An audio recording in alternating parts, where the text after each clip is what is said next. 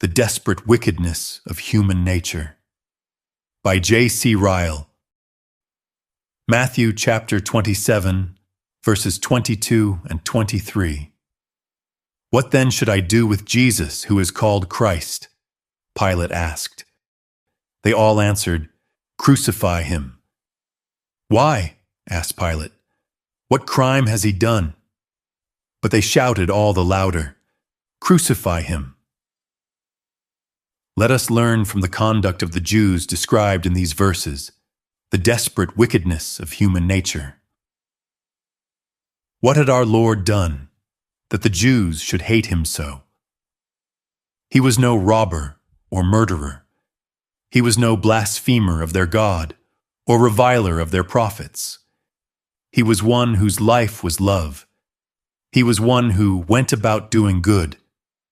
He was innocent of any transgression against either God or man.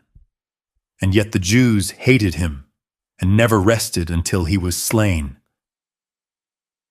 They hated Jesus because he told them the truth. They hated him because he testified that their works were evil. They hated the light because it made their own darkness visible. In a word, they hated Jesus because he was righteous, and they were wicked, because he was holy, and they were unholy, because he testified against sin, and they loved their sins, and would not give them up. Let us observe this. There are few things so little believed and realized as the corruption of human nature. Men imagine that if they saw a perfect person, they would love and admire him. They forget that when a really perfect man was on earth, in the person of the Son of God, he was hated and murdered. That single fact goes far to prove the truth that unconverted men would kill God if they could get at him. Let us never be surprised at the wickedness that there is in the world. Let us mourn over it and labor to make it less. But let us never be surprised at its magnitude.